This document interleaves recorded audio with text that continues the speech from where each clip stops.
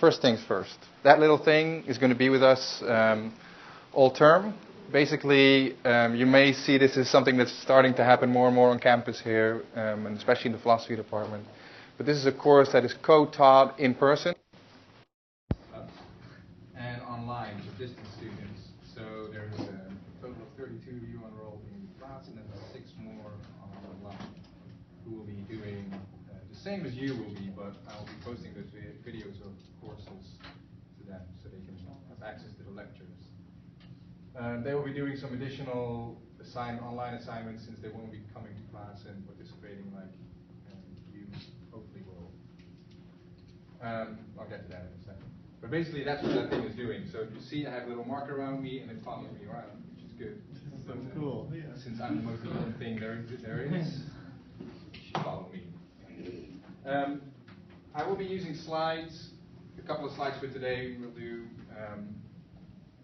I'm going to go over some of the highlights, or at least the most important things of the syllabus with you. I'm going to read it to you, which is the things that really are important to keep in mind that I want to get clear. And then the very basic explanation of what we're going to be doing, how we're going to be doing it, and then we'll meet next time. That'll take most of our session's time, I'm sure. Is it me or is this not very visible?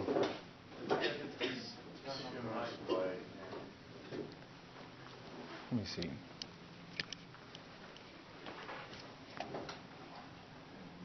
That's not what we want, right? Better, worse, same? Same. So these buttons basically do the same. All right, well, I'll use, I can do this, but this will be positively sleep-inducing, I think. Well, is it better? Yeah? All right, well, once we start going to the slides, I'll turn off the lights then. Hope you had your coffee today. All right, so where was I? So yeah, we'll have an online, this thing should be following me. Is it already broken? Got red buttons flashing. After you turn the lights off, I just wasn't interested in I know, already, right? It's a new record. Usually takes me a class or two. All right, I don't know. So it's recording, so it'll stop doing the... Anyway, I'll figure out what the heck is happening. All right, where was I? So there's an online version and there's you. Basically, here's how we'll be going about this. We will come to class. You will come to class. I will come to class with a lecture prepared. That lecture will have slides, like the one that's sort of partially visible right now. Most of what I'll be doing is I'll go through the arguments that have been presented or contrasted in the literature, the things that we've been reading for that session, and I'll go through them with you to try and work through them philosophically. How many of you here have philosophy courses in your bag, like in your history? Like, so I can see you? Like so. All right, about a third to a half? Okay, it's good. So you'll know roughly what we're going to be doing. The others who haven't had philosophy, don't worry. I won't expect that you know philosophy, at least not in the sense that I'll be throwing out, jargon and stuff that you won't know. And if I do slip into it, as we sometimes might, then just ask. Right? That's what I'm here for, and then I'll explain happily. Basically, what the point is that what philosophers do, or at least I think that they ought to do, is philosophers we deal in ideas, right? So we try to figure out what the best way to think is about a certain subject. That can be anything from the theory of knowledge or reality, the nature of reality, to international affairs, which is a much more concrete or applied venue. But the philosophy about that is still going to be, okay, what's the best way to think about this? We're going to be asking mostly moral questions, so ethical questions, right? So what's the best way to think about how certain international affairs, certain issues in international affairs ought to be arranged? I'm going to narrow much more than that, of course, because that involves way too much than we can do within a lifetime, let alone in a term. So we'll get to later to exactly what that is, but that's roughly what we're doing. My point is to get to what the philosopher can contribute to this. As philosophers, we try and figure out our thoughts, right? So we try to make the thoughts consistent. We try to see what different positions assume in terms of principles or commitments or implications for other questions if we're going to be consistent and so on. So we try, when somebody says something like, the principle of self-determination means that groups have a right to secede from another country, like smaller groups can secede from a larger country, like the Scots tried to do a couple of years ago. We'll look at that question actually, but that sounds good. But then we have to wonder, like, okay, well, what exactly is involved in the principle of self-determination? What does it mean to be self-determining? What's the relation to secession, and does it apply to this case? So these are type of questions that we have to deal with, and we'll have to then start digging some into what self-determination really is, what its relation to democracy is, what is its relation, like, what does democracy really mean? It's things like that. So I'll often try and analytically lay out what an argument is. So an argument usually, right, goes by steps. If you say, like, I believe this, right, so self-determination means the Scots can separate from the rest of England, the rest of Britain. Okay, well, why would you believe this, right? Like, you can say that, but if you're going to have a good reason for saying that, you're going to have to back that up, right? So the backing up is going to be a number of claims or ideas that you have that you think are related in a certain way, that they lead to, ultimately, that view that you're defending, right? The conclusion. They have the right to separate. And so, pretty much every class we'll look at these type of arguments, and I'll try and unpack the arguments as they arrive in the text. In the text, people rarely label them actually with steps and numbers and 1, 2, 3, 4. I'll try and do that, and we'll get through them step by step to hopefully get clear what exactly is going on and what the crucial or controversial points in the argument are. And then we'll hopefully pinpoint where the disagreements are, and you can try and figure out what you think. So that's roughly what we'll be doing in class. Let me see, make sure I'm not missing anything. So the way I'm trying to approach that, and I'll hopefully make it work for both you and me, is I'm going to come with these slides prepared. So I have a talk prepared that I can, like most professors, I can go. You get play, and I'll just yap on for like an hour and 15 minutes, no problem. But that's not what I want to do. It's boring for me, and it's definitely boring for you, I'm pretty sure. So what I would like to do is, as all professors say at the beginning of term, we like to have a more interaction. I like you to ask questions. I like you to raise ideas or suggestions. I want us to discuss this as much as I want to teach you. One way that I found that the way I like to run these upper level courses that I teach, and then one way that I'm going to run this course is the following. What I'll be doing is before every class, I'll be posting usually 3 basic reading questions. So this will be 3 basic questions about the literature, the readings for that day. Not for today, because it's the first, but for Thursday, later today, I'll post 3 reading questions. And they will be fairly basic. So there won't be like intricate or sophisticated philosophical issues. They'll be sort of like, if you did your reading and you paid some attention, you should be able to just put these out. It's not what your opinion about this, it's more like, what does the author say about this topic? And so your answer should be no more than 3 or 4 sentences. So basically, not too much. Hopefully, when you read the reading and you answer the reading questions for yourself, you'll be well prepared for us to have a discussion. Here's what. There's a little twist that I put to this. This is following. I don't take attendance. You're adults. I'm not going to police you around. You spend your time as you think it's valuable for you to spend it. That's part of what being an adult is about, making those decisions. However, on the basis of these reading questions, at 6 points throughout term, I'll have an unannounced pop quiz at the beginning of the class. So instead of this thing appearing, there will be the 3 questions, the very same questions that I've posted on Canvas before, and so verbatim, right? And so if you've done and then I give you pieces of paper, you write down your answers to those reading questions. So if you've done your reading, you should be able to wing that, right? Bang. Nothing. So 10% of your final grade will be based on your best 4 scores out of those 6 pop quizzes. So you can miss 1 or 2, no problem. You can mess up 1 or 2, no problem. But the idea is that there is sort of it's just like a soft attendance requirement, right? So you can, if you have something else to do, you can do it and it won't harm you. If you have something else to do twice, it won't harm you. But if you consistently don't show up, consistently don't do the readings, it'll show up in how you answer these reading questions. And that'll hurt your grade. Now the flip side of that's the good part. Right? If you actually do show up and do your reading, at least most of the time, you get the questions beforehand, right? And fairly easy answer. 10% of your grade, you can get a 100 score on. Many people have done that in the past, like most people actually do. If you just do your work, and that's not, like I said, it's not really sophisticated. So it's a good thing for you. You can get ahead of the game that way.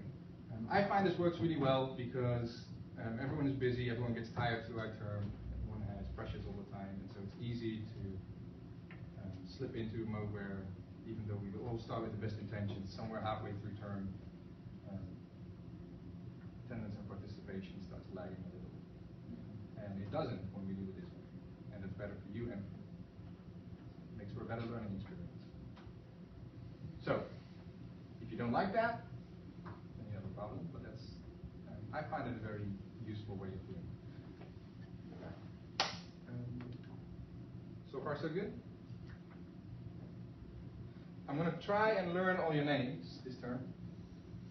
They'll probably will depend quite a bit on whether you speak or not. But when you speak, I'm going to ask you your name, and I'll probably ask your name about 900 times before I really remember it, because I'm really crappy at names. But I want to learn names, so I'm trying. So don't take it personally if I forget your name. Sometimes I learn someone's name once, and then another person, it takes me literally 6 times. But let's not blame the brain, don't blame yourself or me. It's just how it is. All right.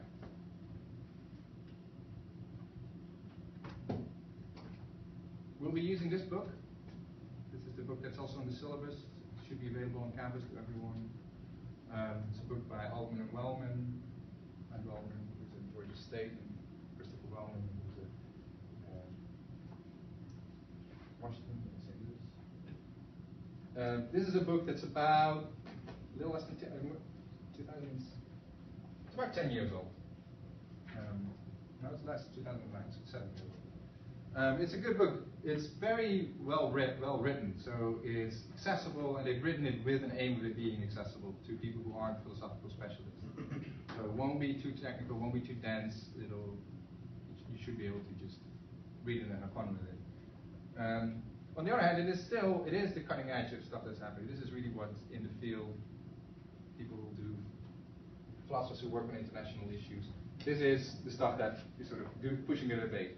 However, as you probably know, it is one particular take on these issues, and we'll treat it as such. Like, it's not a textbook with like here are the right answers. If you do physics or something, maybe you say, well, this is exactly it. Here are Einstein's field equations, right? There's a right answer and a wrong answer about it.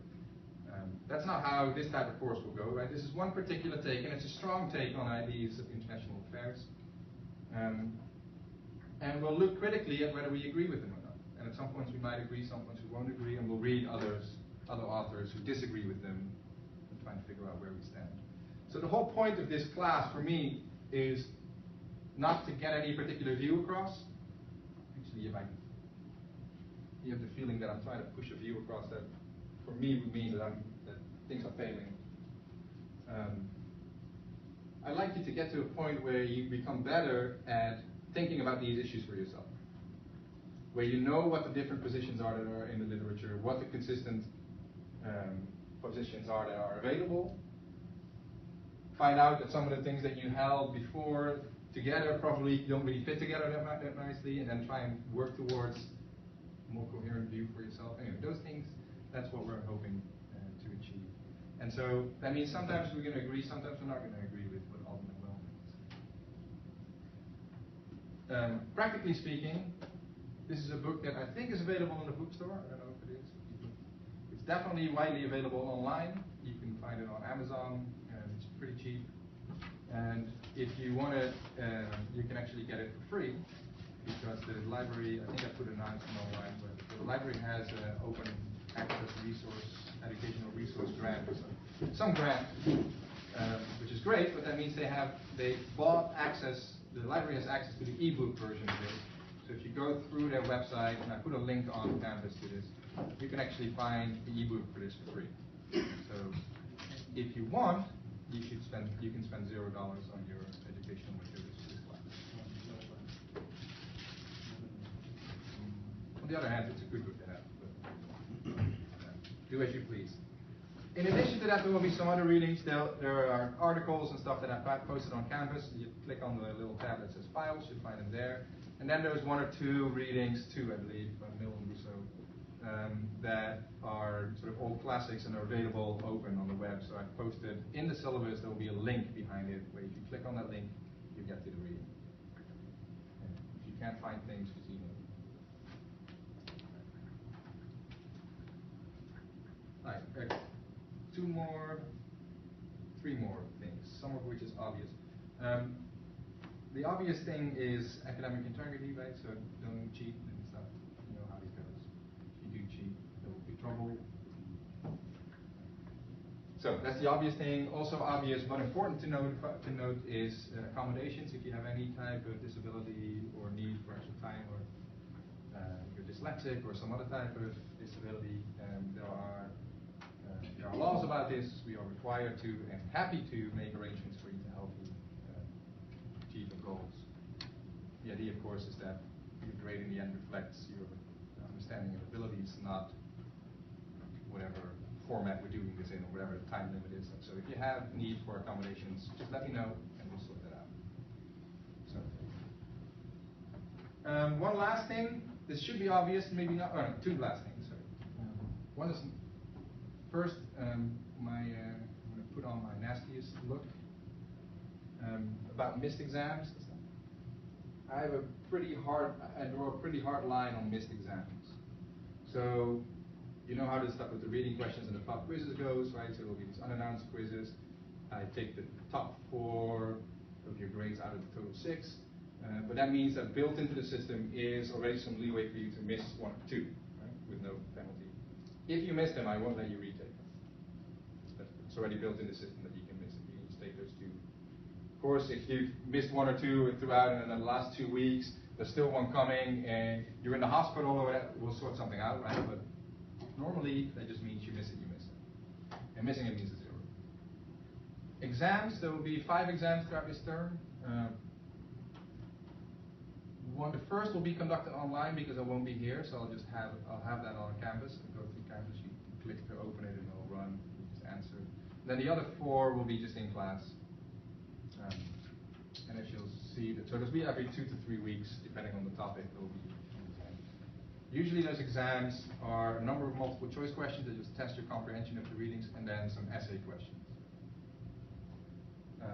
1 or 2, depending on the exam, depending on how many weeks it's being posted. The essay questions are where most of the weight of the exam will lie, relatively speaking. They usually be about 40% of the exam. My method with it is this. Since this is a large class and there's also an online part of it, there is no final paper for this class. The reason for that is that usually I give final papers only when I can do several versions of it, because writing really makes sense only if you have to write and rewrite. So to compensate for that, there will be these essay questions, but the essay questions will be, I'll expect more from you than your ordinary essay question on an exam. And it'll be like more in terms of, I expect more in terms of what the amount of thought that you put in it, the reasoning and the structure and so on. To help you do that, right, I'm going to usually post 1 or 2 days in advance roughly what the essay question is on. So you'll know that coming in, what the topic is, so you can prepare a little what you're going to write. Before our first exam, of course, I'll post a bunch of sample questions and stuff to help you so you know what's coming. If you miss an exam, unless you have some type of emergency, you're like hit by a car or whatever, and you can show me it's a 0. And I don't negotiate on that. Like you just say, oh, I forgot, or I slept late, or whatever. No. If you, on the other hand, if you have something that you can see a day or 2, or a week or 2, or right now, like you can see in advance coming, that will prohibit you from being there when come exam time, you let me know, I reschedule, no problem. So if you get sick 2 days in advance or something, and you 24 hours before the exam, you say, I'm not going to be able to make this, shoot me an email, we'll reschedule, it's no problem. But if you just miss it, and then the day after I get an email from you, oh, it turns out I was sick, sorry. I have my reasons, I can get into them if you want, when I'm talking too long. But anyway, that's my meanest self. All right, one last thing. This is the thing that should be obvious, but I make a point of saying it every time. Turns out, sometimes it needs saying. It's an idea about academic freedom. So, at its best, I think a university is something like a marketplace of ideas. It's a place where different types of ideas come into confrontation and conversation with each other, which means that we're going to be talking about people who disagree, and we're going to probably disagree with each other. If there is value to what we're going to be doing here, we need to do it by trying to challenge each other. So, my point is the obvious point, you should feel free to speak your mind. I want you to speak up if you disagree with something. If something doesn't sound right, I'd like to hear it. Probably if you thought about it, somebody else has thought about it as well, so you're all smart enough to be here, which means you're all smart enough to come up with questions that aren't stupid questions. So if you think it's a stupid question, probably isn't. Being at uncg for 6 years, I can honestly say I've never had a stupid question. Just never had. I mean, there are stupid questions, but they just don't get asked by people like you. So trust yourself, just ask it, even if you think it's stupid. If you thought about it, then somebody else will think about it. You'll be doing them a favor as well as you. I have had lots of people come up after class to me and say, I thought this was a stupid question, and ask a really good question. Something I was just forgetting or misstating, or like something I messed up, and you thought you were being stupid. I was the one being stupid because I'm trying to teach an hour and 15 sort of as we go, and I mess up sometimes. Right? So ask things. If you disagree with things, challenge me, challenge each other on it. It's really important, both for yourself and for me, to really think independently. Right? We can only think independently if we think about what the options are, and we challenge sometimes what we think and what others think. If nothing else, it'll help you formulate your own thoughts more clearly. When I think back of my days long past now as a student, things that I remember, that I actually stored and recollected and benefited from, the moments I learned, were the moments I actively engaged myself in class. When I thought, I sit back and I'll just absorb this and think about it, and then that stuff, it goes in and it just fades away. There's studies that show this. The only things we really retain are the things we actively engage with. So do yourself a favor and be it. All right. So that's all you've heard this, but it's really, I really take that very seriously. The flip side of it is this: there is pretty much nothing short of obscenities or cuss words or something, or insults, that you can say here that will get you into any kind of trouble. The one thing that I think is, so there's no content restriction, right? Whatever you think, you should feel free to say it. The one flip side of that is, I don't care what you say, but I do care that you say it in a respectful manner. So the content doesn't matter, but the manner in which you say it does matter.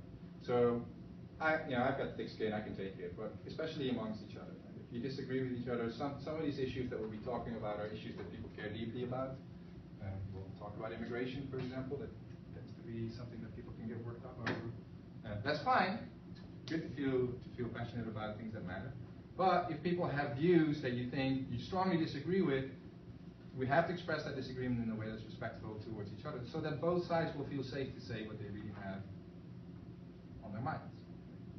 Only when people feel safe to say what's really on their minds can they be expected to say things that will challenge each other. And only when we challenge each other is when we actually learn. So that's usually superfluous. Usually you guys are civilized and grown-up people. So I've had to enforce it once. So I do say it. That's one place where I'll draw the line. You should feel free to say what you want if you say it respectfully, because if someone treats you disrespectfully, I'll back you up.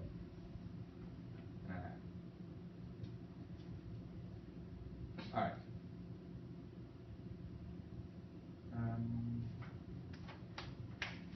That's it for me for the basic rules of the game and so on. Is there anything I should have said? Yeah. Do you have any office hours? I used to have office hours, but then people who wanted to come to the office hours usually couldn't make it, so I ended up rescheduling. So my policy on it now is that I just schedule appointments with people. So you send me an email and we'll set something up. Usually I can meet before or after class, but I can also meet at other times. Thank you. What's your name? Oh, my name is Alexis. Alexis. I'm kidding. It's Shay. It's 2 syllables. Shay. Shay? Yeah, Shay. Shay. I'll be calling you Alexis for the rest of the term. I think that's it. All right. Shay. All right. Anyone else?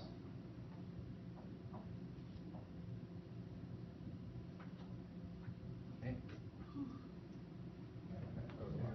Yeah. If we couldn't make the class, could we still watch the live video? Is there a live video up? Yeah, good. Well, the recording, which is the thing that the online students will have access to, I'll post that for you as well so that you can catch up if you want to catch up. The slides I also post on campus, by the way, so you can always go back when you want to prepare for exams. You can all the arguments as I'm laying them out, you can go over different stuff. For the exam, you can bring those things too. I'm not trying to. Generally, my policy is I want to give you as much information except short of the actual questions, because I care about the way you're thinking about it. It's not about how much you can sort of cram into your short-term memory. So you'll be allowed to bring your book and your notes and stuff to the. But yeah, so that'll be on campus. That will be a little folder that Will we ever, Alexis. will we ever need to use our laptop in class? Or do you want to? You can if you want to. I didn't mention this because I didn't see anyone with it, but my general rule is if you do use your laptop, I want you to sit towards the back so there's no one behind you. Basically, I'm of course the best teacher ever, but compared to in competition with Facebook or Twitter or YouTube, I can lose sometimes.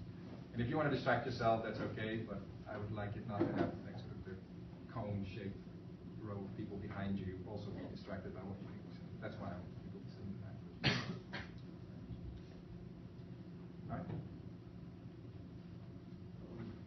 Your pop quizzes, are they ever going to be given like back to back? So like we had a quiz today, like there's a chance we can outside one. That's the. I appreciate you asking, but they might or they might not. That's the idea about the unannounced pop quiz. It won't be, of course, on days that there are exams, because there's exams. Yeah, in principle they can come anytime. So there are 6 total. I could rifle off the next 6 classes, which would be dumb because then they would kind of In the NBA, apparently they have a policy of max of 3 PED tests per season, which is, some players get tested for the 3rd time in March, and it's a free-for-all after that. So I try to not do that, right? So yeah, you can. I might, now that you brought it up. But anyway, I try not to screw you over. It's supposed to be just a good faith effort on both sides. What's your name? It's Tamir. Tamir? Like think Tamir, but Tamir. I forgot to ask your name. Anthony. Anthony? You don't have that explanation? All right. Anyone else? She, Tamir, Anthony. All right. So, for today, I asked you to read a whole 7 pages of the book, which is just basically Hellman and Wellman giving you the brief outline of what they are going to be doing in the book. Let me ask you a quick question, just in general. Can anyone try and give me and us a quick summary of what you got from it? What do you think they're up to? Okay. I think a lot of it was talking about the paradox between saying that a society is self-sufficient in the person and stands for the person versus having a type of government. It's like, can you be independent and also have a government when they kind of go against each other at the same time? That's kind of the way I love it. Yeah, good. That's an interesting way of talking about it. So, there's definitely a tension between individual freedom and the ideas of a free society or a self-governing society and self-governing people as individuals or as collectives, and they try to sort of solve that tension. Yeah. So they have a theory where they say that they think makes good on the value of freedom, the value of self-governance. Excuse me. But they think that means not just sort of full-on anarchy where every individual for themselves, and as long as there's a government telling me what to do, I'm no longer free or self-governing. I think you can achieve that as a group or as a nation, maybe in a country together. And there's a theory about how that might be possible. What I also got from it is that that it's morally correct or ethically correct is relative to individual states and also relative to society. Can you explain what you mean by individual states and what relative to that? Just, I forgot what section, but it pretty much, they were saying, like, human rights and how would that be defined. And, I mean, I took it as human rights is really relative to areas and people. When you say relative to, I'm not clear on what you mean by relative to. So you're right, human rights play a very important role for them.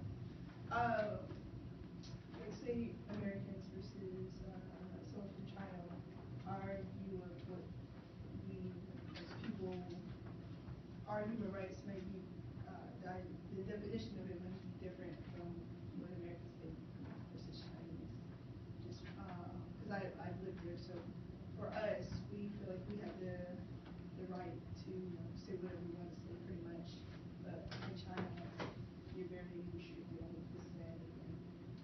And a lot of people that I spoke with there, they didn't see that they needed or they should have the right to just speak out because they didn't see a need for it, pretty much. Good. Yes, that's an interesting point. Yeah, so you didn't mean relative to as I thought you meant. So, what's your name? Oh, I'm Chantal. Chantal? So there's, anytime I'll come to you in a second. Anytime someone gives a point, like raises a point like what you're doing, or asking about what a reader thinks, there's two versions of an answer or response that I can give, right? One is the version, sorry if this is too simple or too simplistic, I'm trying to make myself super clear. One version is, here's what the author actually thinks. And then the other version is, here's what the right answer might be.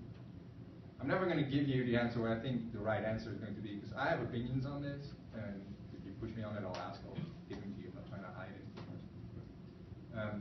My first response usually will be on what is the author saying, so that we just get clear of that, and then hopefully that'll help you to come up with what you think the right answer is. So in this case, Altman and Wellman in their theory, they make a big deal out of human rights. And it's true that people in different societies have different views about what human rights are or should be. But it's not quite right that they agree with that. So what I mean is, it's not right to think that Wellman and Altman think that human rights are different in different societies. They think human rights are the same across the whole world. And they think that human rights are sort of the moral standard, the moral minimum, if you will, that we can hold all different societies to. So they want to allow freedom and self-determination and self-governance for different societies in different countries. So China can be different legitimately from the United States, which can be different from France, which can be different from Uganda or whatever. Except with regards to the basic human rights.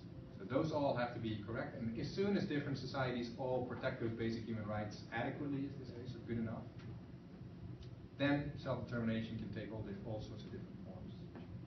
And that's the kind of the way they try to get across the point that Anthony was raising earlier, where they say, well, then there will be enough room for individual people to freely, collectively govern themselves in these different ways. And so then you have individual and collective freedom together. That's sort of roughly the theory that we're going to.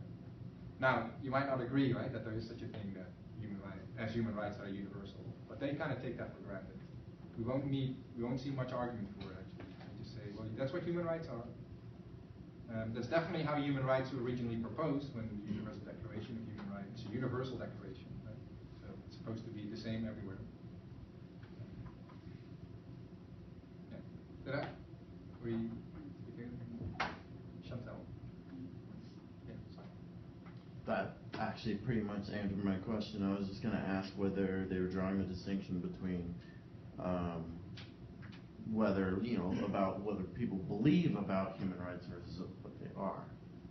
Right, yes. I know that people, it's probably pretty unanimous that on some level people believe that human rights are not a subjective thing. I mean, I'm pretty sure no one in this room is going to declare that, in World War II, the Germans were right, that, Jews had no human rights. I think everyone kind of recognizes that whole subjectivism, that relativism idea is absurd. Yes, well, I agree that, relativism, if you push it all the way to the end, becomes very meaningless. Right? So if you've taken intro to ethics, for example, one of the first things you'll learn is the ethical relativism, which is really like, if whatever is right and wrong is what you believe is right and wrong.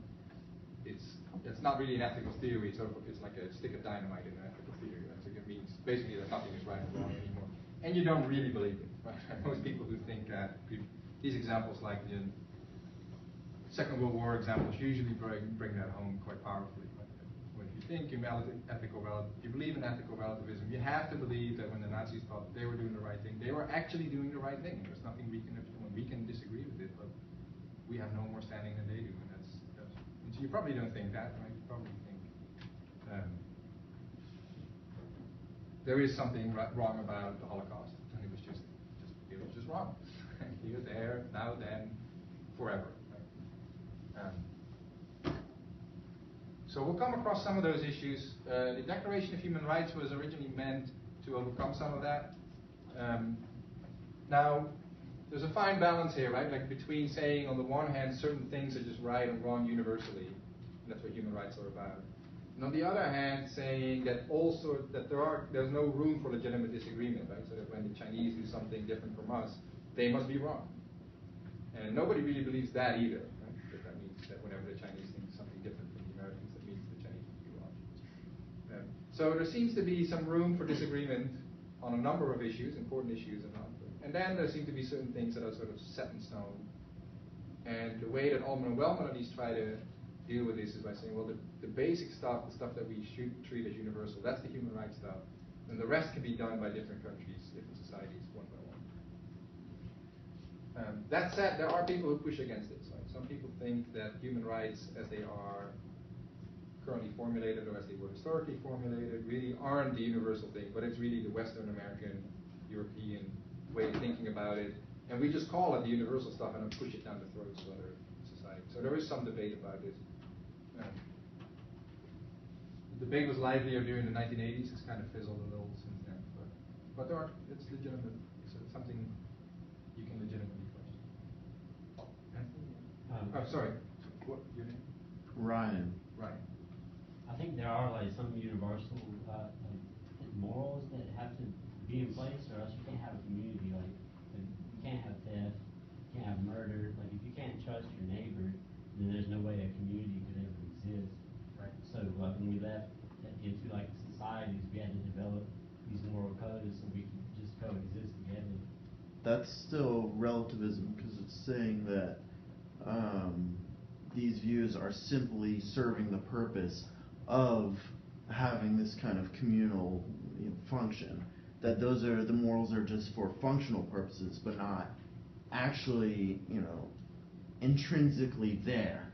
So human rights under that view is not intrinsic to particular humans, but rather is something simply that is there for the continuity of the species as a whole. Excuse me. I'm not sure that would be entirely relative though, because animals do the same thing. They've actually been monitoring humpback whales for some reason, keep chasing away orcas to stop them from killing seals that they normally don't even really eat. They'll play around with them, they'll throw them up in the air and basically just torture them for a little while and get bored and swim off. But even outside of the human picture, you have animals that intrinsically feel like that's wrong and they try to prevent it. They go out of their way and put themselves in harm's way even. I mean, humpback whale is massive, but an orca is incredibly dangerous. They can still take chunks out in the right place and do all sorts of damage and everything like that.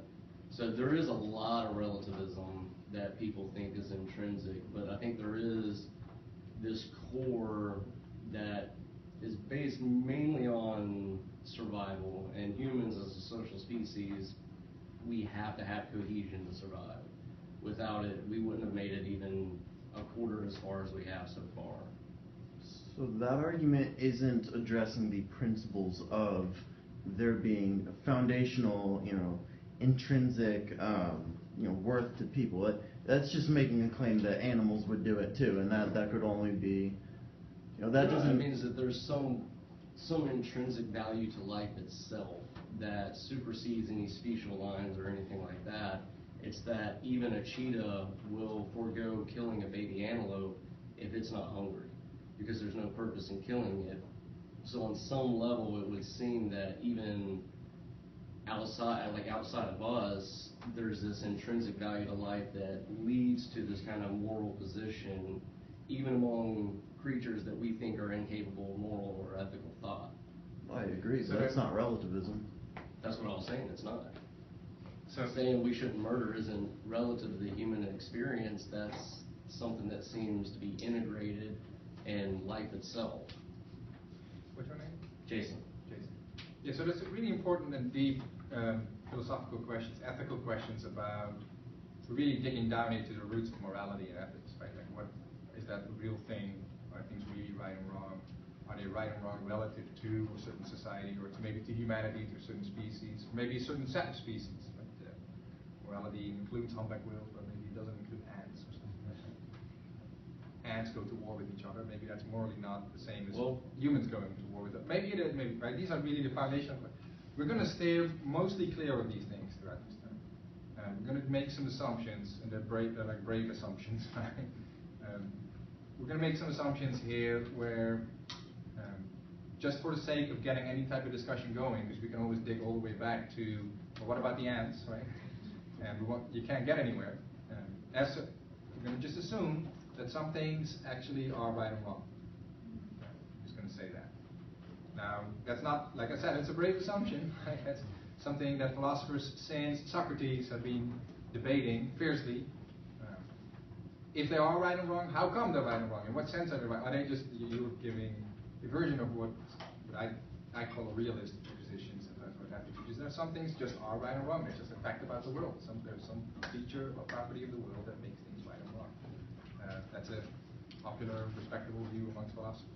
Other philosophers give sort of versions of this functionalist view. The social contract theorists, for example, give a version of the functionalist view. Say, well, morality has a purpose. It's like the social contract that we all agree to because it makes us all better off, or makes us get along, or gives us peace, or promotes life in some sense. Right? These are so. How is that? If you like all these debates, right, and I do, but then you should be taking a class also, not just drop this class, but also take a class in intro to ethics or ethical theory and so on.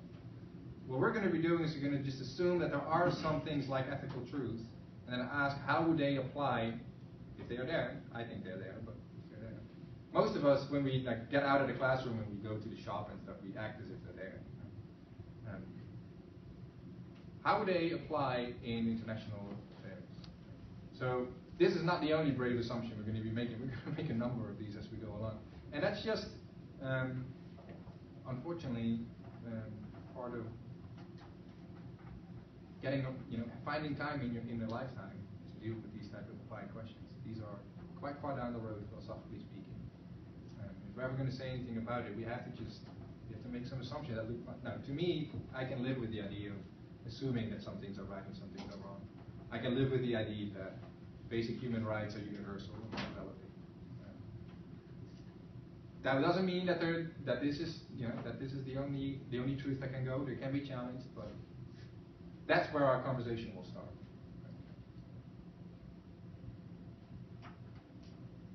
Right. Anyone else? So, okay, well, what we were doing? Right? We were trying to get clear what the book is sort of roughly trying to establish or trying to argue. So Altman and Wellman are going to make these type of heroic assumptions as well. say there are basic human rights and they are universal. They just valid across the world. Right? So whether you are in China or whether you are in America or whether you're on the North Pole, if there's a basic list of human rights, you can look them up if you want. Right? At least the Universal Declaration of Human Rights, they involve things like you have a right not to be tortured, you have a right not to be imprisoned without due process, you have a right to freedom of speech of some sort. It's differently interpreted in different countries, but still free speech rights can be violated, and they are. You have a right to freedom of movement, freedom of association, freedom of religion, things like that. Altman and Wellman have a theory about how different societies can have ethical rights of sovereignty and self-determination. And that's the key, right? When they adequately, when they respect these type of basic human rights to a certain good enough level. So, no country ever is perfect in how they respect human rights. So perfection is not what they require, but you can't sort of like run roughshod over them or allow your people to run roughshod over these rights. If you do that, then your rights of self-determination and sovereignty and so on are going to be lost. So that's a question that's going to apply in a variety of contexts. They're going to first give you a theory of self-determination, what it is, what it means, and then they're going to apply that to a variety of questions. So that's what we're going to be doing too. The first two sections of this class are going to be about what self-determination is and how it relates to democracy and sovereignty. And then we're going to be looking at things like military interventions, and we're going to be looking at immigration and international global poverty. Ask how these ideas relate to that. So, in all these cases, right, we're going to contrast Altman and Wellman's theory with others, and hopefully get a better sense of what we're doing. One of the key things that Altman and Wellman try to pull off is, and we'll come back to this, but they try to marry together, or maybe sort of fuse, two very different types of ideas. And this is a theme that you'll see throughout the book, especially at the beginning. There is an idea of self-determination as a collective right or collective value, where a whole society as a whole is free or self-determining when it's self-governing. If you remember from your history classes, after the Second World War, there was a big wave of decolonization. So all the old colonies, especially European powers, used to have all these colonies all over. Like the British Empire used to be, the sun never sets on the British Empire, right? So it spanned the whole world. All of Africa was carved up across almost entirely European nations. France, Belgium, South America, Spain, and Portugal. And so there was this big wave of decolonization where all these countries got their independence again. And this was defended or proposed under the argument of self-determination, that these countries have a right to self-determination, and that means a right to govern themselves. So these type of ideas are what Altman and Wellman want to defend, but they're not easy to defend. Because here's how usually people go about it. Usually what people do is they say, well, the nation as a whole has value, or the state itself has value. So if the state or the nation itself is independent, that thing itself, now, there's something good about that. And Altman and Wellman don't like this, because they don't like to talk about the nation or the state having value as such. We'll see some arguments, sophisticated arguments for it, but here's sort of the underbelly version of it. Like, we know what these ideas, when you take them seriously, what they lead. Right? Like, these are exactly the same ideas that the Nazis and the old-style communists used to defend the horrible policies. Right? So the Nazis, fascism is a collectivist theory. It's a theory about the German people having value, and individual Germans, Jews, handicapped people of various sorts, gypsies, gay people, and so on, they all got sacrificed for the greater worth of the German people. And so the individual person becomes sort of roadkill, right, as the people or the collective nation forges ahead. And so that's really dangerous, Altman and Wellman think. We don't want to talk about these nations as being more important than the individuals, because that's the whole reason we started talking about human rights in the first place. Human rights are every individual human being, their individual rights, against these type of arguments about the people or the collective or the nation. So, now we have this two opposite ideas, right? We have on the one hand the idea that something good is happening when countries like,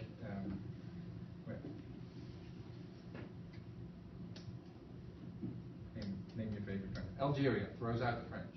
Right? All right, good idea. Self-determination, freedom, you. Right? Okay, well, why? Well, if you talk about it as, well, there is something valuable about Algeria as a single entity, a unit. Now we're invoking those dangerous ideas from that the Nazis and the communists used to throw around to defend their crappy stuff. But now the individual person is ceding into the background. And it doesn't fit this language of human rights, which we always also like, and actually at the same time is happening. So if you talk about human rights, you say, well, actually every individual person has rights to freedom and individual independence and so on. Okay, well, what's so good about Algeria as a whole? Why can't I, as an individual Algerian, just go about my own way? I'm still being ruled now, but instead of by the French, now I'm being ruled by some Algerian politician. Same thing. For you as an individual, you're still subject to laws. You're still bound into a group. It's just a different group. And so if you want to go all the way down to the individual, it looks like you should just be full-blown anarchist. Right? Say, well, if you want to be alone, you can be alone. That's actually philosophically a respectable position, right? Like there's a lot of philosophers who think of themselves as anarchists in this sense. Or, on the other hand, right, if you really go for the holistic entities, then it looks like maybe human rights and individual freedom and stuff are disappearing from view. And so you get to choose. And we'll see some authors who say, well, this whole self-determination stuff, if you really look closely at it, this is a myth. This is just some romanticism that is a hangover from the 19th century, right? We saw about the 19th century, in the Romantic period, you get all these ideas about the nation and the people and blah, blah, blah. That leads to the Second World War. We've seen how that's bogus, let's get rid of it. Human rights, individuals, and if that means anarchism, then it means anarchism. So we'll see authors who say that. And then there's the other version, right? People who just buy in and say, no, the 19th century, that holistic idea actually was the right way to think about it. It just was done the wrong way when it got, thrown completely out of whack in the Second World War and so on. But the ideas are valuable if we rescue them in the proper form. Ullmann and Wellman try to get in between this. So they have a theory where they think you can get both. You can get a solid respect for individual human rights, and you can get some real idea about self-determination and collective freedom. So that's what the first two chapters of this book really are trying to do, is trying to get those two ideas gone together. Do you want Shay? Yeah. Do you want us to read the first seven pages of the first chapter tonight, or what chapter? I want you to read whatever is on the syllabus exactly. That should be your rule of thumb. But for today, you should have read the first 7 pages, which was sort of a big overview with a lot less detail than I'm giving you right now. And so for next time, on Thursday, we'll start getting into these articles. All right, so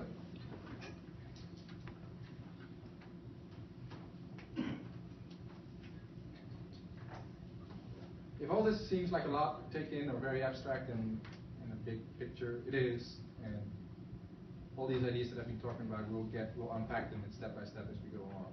And so it should become clearer and more digestible. Any questions or thoughts about this so far before I move on? All right, I got a couple of slides and then we'll stop after that. But this is just some overview stuff. A bunch of this we've talked about already. Won't really make sense, I guess. But anyway. So this term, this is the sort of the guiding question, right, that I want to talk to you about. As we go through these themes and topics, we'll keep coming back to this theme. Like I said earlier, there are a host of questions about international affairs and ethics and so on. Most of the 99% of the questions we don't have time to deal with, right? So we're going to really narrow it down. We're going to look at the type of focus that Ullmann and Wellman are taking, which is really about self-determination and sovereignty. We're going to ask what's the proper role of that in international affairs. So more brave assumptions, right? There is such a thing as ethics, there is such a thing as human rights, there is such a thing perhaps as self-determination. We might be able to make sense of it. We'll see people who criticize this, but that's how far down the line we're going to start. All right. So here's just like how your basic philosopher works, right? Okay, well, if that's the question, and there's two preliminary steps, right? Things that we first have to do. One is we have to know what questions are the right questions to ask if we're going to have an answer to this. What do we need to know to answer? And the second is what will be a good method for answering that. Right.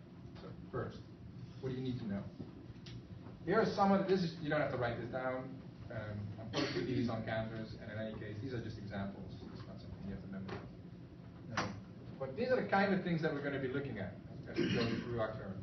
So, first of all, is there actually sense to doing this international, to thinking ethics about ethical questions internationally?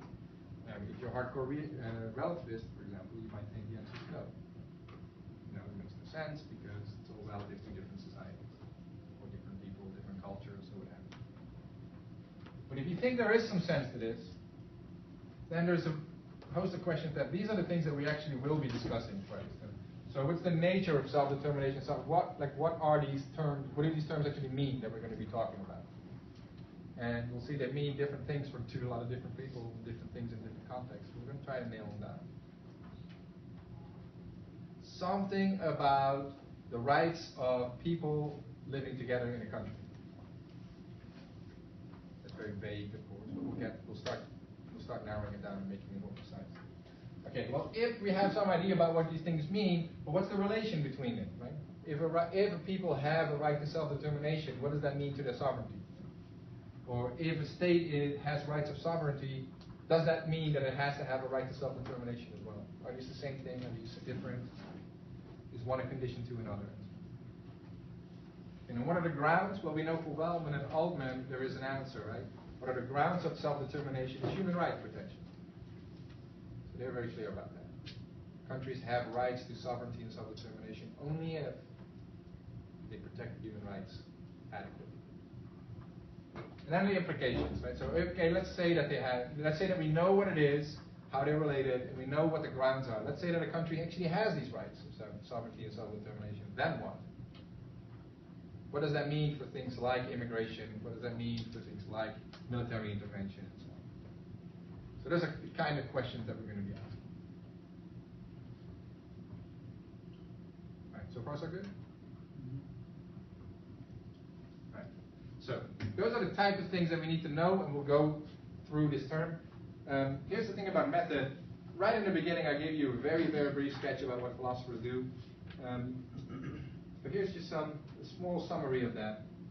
These are the kind of things that we're going to be using in order to look at different theories that we'll be reading and coming across. Two different theories, two different conclusions. How do we choose? Which one is the best, right? And you might say, well, this one makes me feel better. That's a crappy reason. So this is a better way to go, right? Here are some ways, some desiderata, you might say like some tests, right? Some standards that you can use to evaluate whether a theory works. Well, internal consistency, right? Like if a theory on page 1 says A, and then on page 9 says not A, then the theory is internally inconsistent. It makes no sense. Right? It says opposite things in the same theory. You can't say opposite. That's basic requirement of rationality. You can't believe in opposites. You cannot believe that I am talking to you here, and at the same time I'm not talking to you at the same time. Like that's not. You try to cram that idea in your head. You can't do it. Right? So that's a very minimalist, right? So if you can find an internal contradiction, okay. Most of these people are very good philosophers, so you usually won't find them on internal logical inconsistencies. Although sometimes you'll see that they appeal to ideas that have a tension. All right. Explanatory power. So you might think that there's a certain intuitions that you hold, right, about the world, the way the world is and the way the world ought to be. For example, you might think, well, I believe very strongly that when Algeria separated itself from France, it had a right to do that. Intuition that you might have. Lots of people have those intuitions. It's a very widespread intuition. Now, if a theory has the power to explain that, I'd say, well, yeah, that's true because here my theory explains why that's the case. That's a virtue of the theory. The theory that cannot explain that, it's not necessarily dead in the water. Maybe you can win in other you do well in other respects, but that's a blow against the theory. Right? And that makes the theory counterintuitive. So that's one way. Now, plausible principles, here's the other way, right? Like, so you might think, okay, well, I have this idea that when Algeria separated from France, it had a right to do so. I believe that, but now, the only way that this theory can explain it, has lots of explanatory power, but it does that by appealing to some weird-ass principle about the nation having more value than the people that make up the nation. Say, well, actually, that's a really, really implausible principle because I've seen what that principle leads to, and that principle conflict is in direct contradiction with basic human rights. So if you think, actually, that's a problem for the theory, right? Because this theory has a principle that's not plausible at all. It's not plausible because when I check it with other implications, these principles are crappy, right? Or dangerous, or suspicious. And it fits the data, so like other cases where you think, well, why is this principle a good or a bad principle? Well, the nation is better than, more important than the individuals that make up the nation. Well, that also means that if you have to imprison certain minorities so that the nation can be more homogeneous or peaceful, then that's okay, because that's good for the nation, even though it's bad for the people. So let's say that your principle leads to that implication. Well, that seems to be a counterexample, right? That doesn't fit the data, the other intuitions that you have. So these are different ways, and if you see the very sort of caricature theories that I'm just using right now, you can see they score better or worse on different of these standards. So philosophy being the way it is, we deal with difficult questions, and difficult questions are questions for which there are no obvious answers. So none of the theories that you'll see will sort of get A pluses on all of these. Huh? Every theory will do better on some and worse on others. And then what? Well, then we have to make up our mind, right? Like what's the mix that we can live with? So when we evaluate the different theories, we're going to have to weigh these great criteria. We're going to have to say, okay, we have two different theories here. Well, I have my hardcore individualist theory, right? That's great on human rights. Explains why human rights are so important, because the human rights protect the individual. Okay, that's good. Fits data. So, okay, well, I have a principle that says individual beings are the only beings that really have a separate consciousness.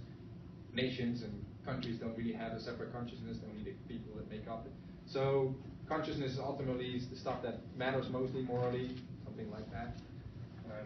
Okay, that's a principle. It's pretty plausible, right? Sounds pretty good to me so far. So it's fitting this, fitting that well.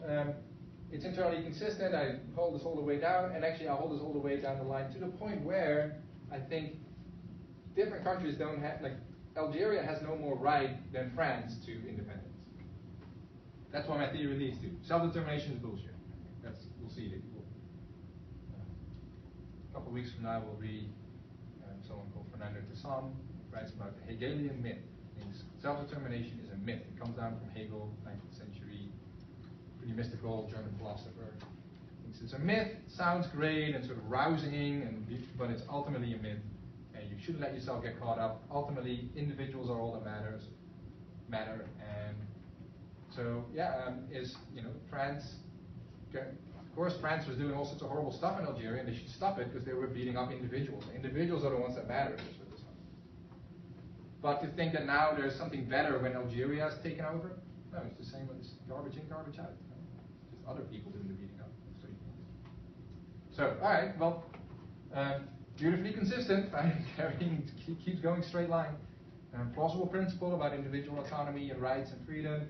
It fits a lot of the facts and data about human rights, and that when people are getting abused by their government, this is a bad thing, stuff like that. All right, good. But bad in explaining certain features that we take to be keystones of international law and international affairs.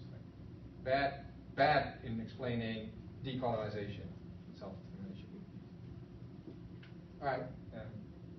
Another theory might do better in that, might still be consistent, but might fit more of the facts and data, but might appeal to some less plausible principles. Okay, so which one are you going to do? Which one are you going to live with? That's up to you.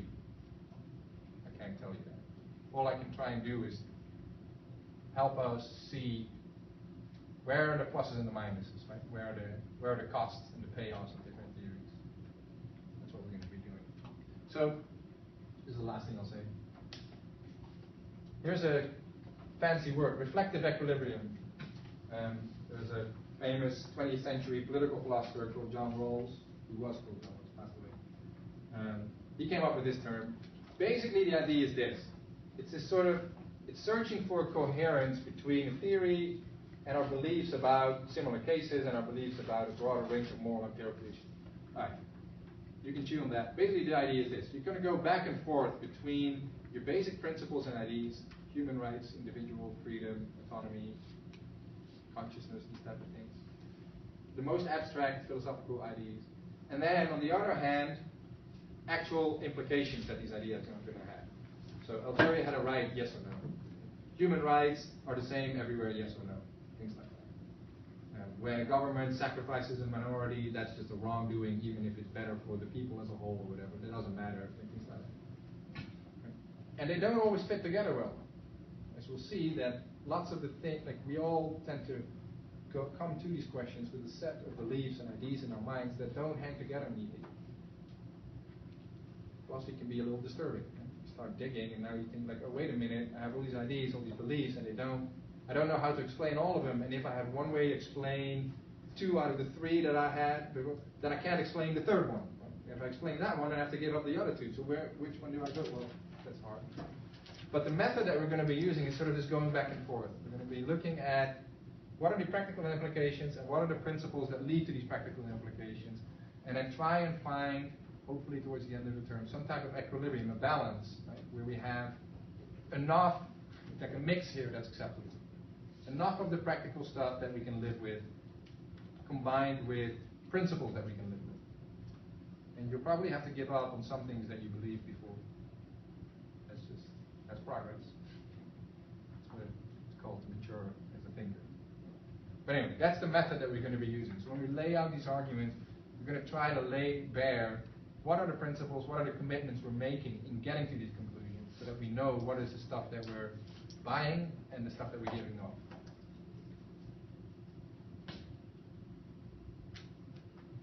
All right. This is high abstraction stuff, right? And it'll become clearer as we just start doing it next time.